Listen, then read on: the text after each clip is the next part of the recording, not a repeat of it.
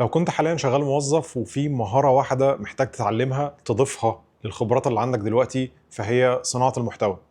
أنا مستحيل كنت أفكر إن أنا ممكن أقعد قدام كاميرا وعارف اللي هو أضغط ريكورد وأنشر فيديوهات ممكن يتفرج عليها آلافات من الناس وممكن عيلتي تتفرج عليها. نظرا لأن أنا كنت شخص انطوائي منذ صغري، وكان عندي مشكلة في الكلام مع الناس بشكل عام وإن أنا أتعرف على ناس وإن أنا يتسلط عليا الضوء وإن أنا أنشر فيديوهات. فكان الموضوع بالنسبة لي يعني عارف اللي هو لما كنت اتفرج على فيديوهات بتاعت حد على اليوتيوب انا ممكن اعمل كده، لا مستحيل حتى لو كانت عجبتني الفكره. بس كان الموضوع مستبعد تماما، واعتقد ده حال ناس كتيره من الناس اللي بتتفرج عليا حاليا. الحمد لله انا عندي بيزنس اونلاين بجانب وظيفتي، والحمد لله البيزنس اونلاين مديني نوع من الاريحيه مخليني ان انا ابقى عارف فليكسيبل او مرن في قراراتي. واعتقد دي اكتر حاجه او اقصى حاجه ممكن تاخدها من البيزنس اونلاين. مش لازم بالضروره ان انت تعمل ملايين من الدولارات، ولكن فكره ان هو بيدي لك مساحه انك تختار هتشتغل فين، هتقعد فين، هتعمل ايه. دي حاجه كويسه جدا. وطبعا انا لما بقول لك عملت كذا كذا مش قصدي ان انا اتعالى عليك ولا اقول لك ان انا مفيش مني، ولكن انا بقول لك انا عملت كذا فبدي لك سبب ان انت تسمعني. الناس اللي بتشوف الفيديوهات على السوشيال ميديا بتعتقد ان صانع المحتوى مجرد شخص بيقعد ينشر فيديوهات وخلاص، يعني بيصور وينشر وخلاص، وبتستهون شويه بالمجهود اللي بتحط وبالنتيجه اللي ممكن الشخص يحصل عليها اللي هو بيعمل فيديوهات. يعني ما بقاش متخيل العائد اللي ممكن يطلع من نشر الفيديوهات دي بشكل مستمر. ومش لازم يكون عائد مادي بس، ولكن عائد معنوي انك ممكن تحول حياة حد. لو فكرت فيها كل خطأ في الحياة بيكلفك. يعني لو انت اتجوزت مثلا جوازة غلط الموضوع بيفضل مؤثر عليك طول حياتك. لو مثلا استثمرت في بيزنس بيأثر عليك ماديا كتير في حاجات كتيرة. ولكن موضوع الاستثمار في صناعة المحتوى الغلط فيه بيفيدك، لان الغلط ده بيكون فيدباك ليك علشان تعدل من مسارك وعلشان تتعلم من اخطائك. لما بتيجي تعمل فيديو، الفيديو ده ما بيجيبش مشاهدات، بيبقى فيدباك كويس ليك انك تحسن على حاجات معينه. ومهما اتاخرت انت عندك وقت ومساحه ان انت تجرب تاني وتالت ورابع، لانك مش بتتكلف شيء، انت بتتكلف بس وقت انك تقعد قدام الكاميرا.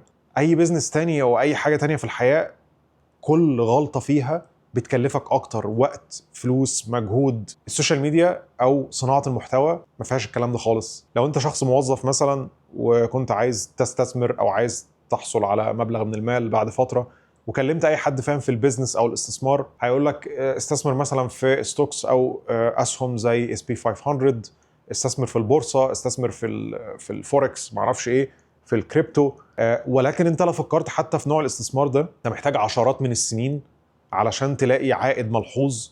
ده غير الفلوس اللي انت محتاج انك تحطها. ولكن مفيش حد بيتكلم بشكل كافي عن أهمية الاستثمار في انك تحط فيديوهات وتستثمر مجهود في انك تسوق للخبرة بتاعتك. قول لي ايه الحاجة اللي مش هتكلفك اي فلوس علشان تبدأها والعائد بتاعها 100%؟ يعني قول لي ايه نوع الاستثمار اللي ممكن يكون بالشكل ده. تقريبا مفيش غير صناعة المحتوى حاليا، لانك انت ما بتتكلفش اي شيء. انت بتقعد قدام كاميرا بتقعد تتكلم مع الناس في خبرتك وبتسوق ليهم خدماتك. اي بيزنس اوفلاين او عقارات لازم تحط مبلغ من المال علشان تبدا تستثمر، ولازم تصبر عشرات السنين عشان تلاقي عائد من الاستثمار ده او عائد من الفلوس اللي انت عمال تحطها دي. ما بقولكش انك تحط كل مجهودك في السوشيال ميديا وما تستثمرش مثلا في الاسهم او في الكريبتو، لا انا بقول لك ان العائد اللي هتحصل عليه من السوشيال ميديا اكبر واسرع بكتير مقارنه بحاجات تانية. مفيش مشكله انك تستثمر في الحاجات التانية، ولكن في ايدك حاجه دلوقتي مش هتكلفك اي شيء، وهي انك تحاول تسوق لخبرتك. لو نجح موضوع السوشيال ميديا حياتك هتتغير بشكل اسرع بكتير مقارنه بالاستثمار في الاسهم او العقارات او بيزنس اوفلاين، لان الحاجات دي كلها علشان تبدا فيها اصلا لازم يكون معاك فلوس. ولكن انت في السوشيال ميديا انت مش محتاج فلوس، انت محتاج بس تكون فاهم مع الوقت انت بتعمل ايه وتنشر فيديوهات وتفضل تحط على الهرم ده علشان الدنيا تحت تشتغل او عجله الانتاج او المبيعات بتاعتك تشتغل. في ناس كتيره فاهمه ان موضوع السوشيال ميديا ده مهم وانك تسوق لخبرتك، وفي ناس فعلا فكرت في انها تبدا فيديوهات، وناس منهم كتيره اتكلموا معانا في الكوميونتي بتاعنا. بالمناسبه البيانات بتاعت الكورس هتلاقيه تحت، وهو كورس لشرح كيفيه تحويل خبرتك لبزنس اونلاين من A to Z.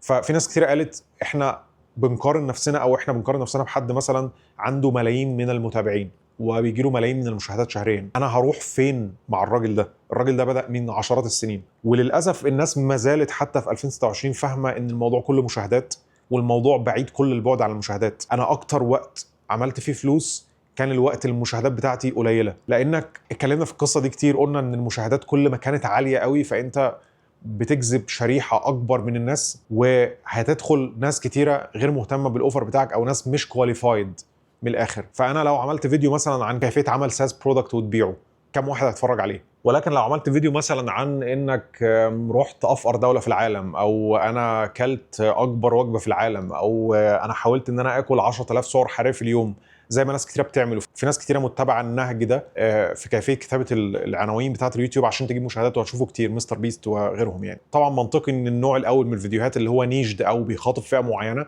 مش هيجيب نفس عدد المشاهدات بتاعه حد تاني بيعمل فيديوهات بالتارجت عامه اكبر من الناس. ولكن لو قارنت الفلوس اللي ممكن تحصل عليها من الفيديوهين، الفيديو الاولاني ده ممكن تجيب فيه فلوس اكتر لو انت بتسوق لمنتج ليه علاقه بالساس برودكت، او ان انت مثلا شركه بتعمل ساس برودكتس او كده، وهيبقى السعر نفسه بتاع المنتج انت متحكم فيه. الفيديو التاني هيجيب لك فلوس بس هيبقى الموضوع بره عنك، هيبقى الموضوع متحكم فيه اليوتيوب، وانت قاعد في اي بلد والموضوع بتاعتك ايه، بناء عليه يوتيوب هيدي لك فلوس بناء على المشاهدات اللي هتجيلك اللي انت مالكش برضه تدخل فيها، موضوع خوارزمات. فانا عندي قناه تانية فيها 70000 مشترك، دي الفلوس اللي جات لي في اخر 3 شهور تقريبا.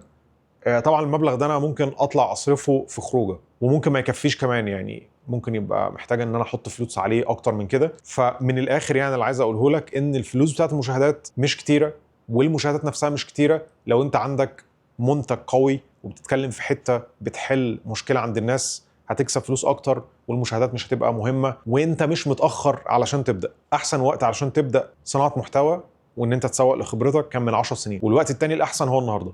النقطة التانية اللي بتفشل كل الناس، وانا اسف ان انا بقول كلمة بتفشل، بس فعلا اللي بتضيع كل الناس، وهي ان الناس ما بتكملش. يعني كم من الناس اللي بتبدأ اول اسبوع اول شهر وبتوقف كتيرة جدا، والناس دي بتبقى انا متأكد انها لو كملت سنة كاملة هتبدأ تجيب دخل ما كانتش متوقعة انها تجيبه. ولكن الناس عندها شايني اوبجكت سيندروم، او عندها انبهار بالاضواء بتاعة السوشيال ميديا وانبهار بالنتائج بتاعة الناس التانية.